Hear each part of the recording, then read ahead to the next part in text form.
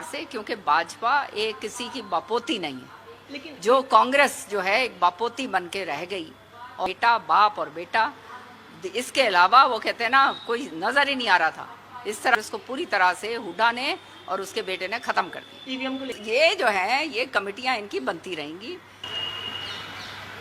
BJP की जो जीत हुई है वो इसलिए जीत हुई है क्योंकि जनहित कल्याणकारी नीतियां बीजेपी ने लागू करी। चाहे किसान भाई हों, किसान भाइयों के लिए वो काम करे जो आज तक जो है हरियाणा के अंदर कभी हुए नहीं है। तो ये भाजपा सरकार को तो सलाम करना चाहिए, बार बार करना चाहिए कि 24 फसलों के ऊपर जो है जिस तरह से एमएसपी दी गई है, बोनस दिया गया है और इतनी सारी सुविधाएं जो हैं किसान भाइयों के लिए करी गई हैं, और आने वाले समय में जहां थोड़ी बहुत जो कमियां रह रही हैं उनको भी हम पूरा करेंगे।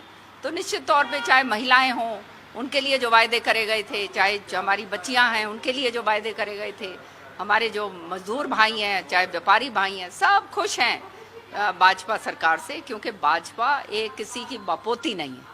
लेकिन जो कांग्रेस जो है एक बापोती बन के रह गई, और इसलिए जो है कांग्रेस का नाश हुआ, क्योंकि बाप और बेटा, इसके अलावा वो कहते हैं ना कोई नजर ही नहीं आ रहा था।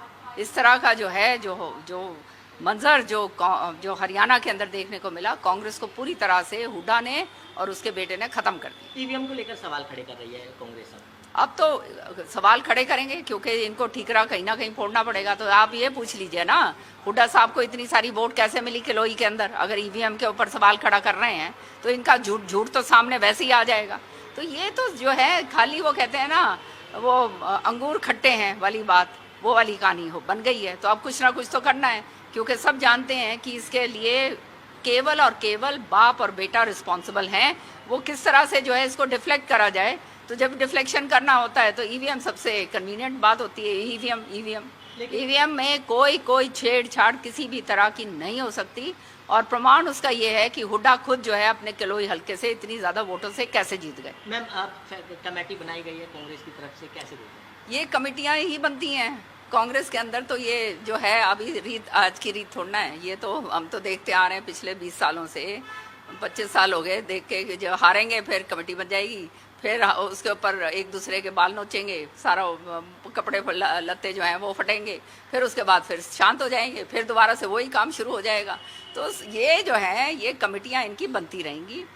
बात ये है जिम्मेदारी ना लेनी पड़े, इसलिए ये कमेटियां बनती हैं। श्रुति चौधरी मंत्रिमंडल में शामिल हो, क्षेत्र हल्के का क्षेत्र का विकास हो। देखो, क्षेत्र का विकास, चहुमुखी विकास पहले भी बहुत करवाया, वो क्षेत्र के लोग जानते हैं।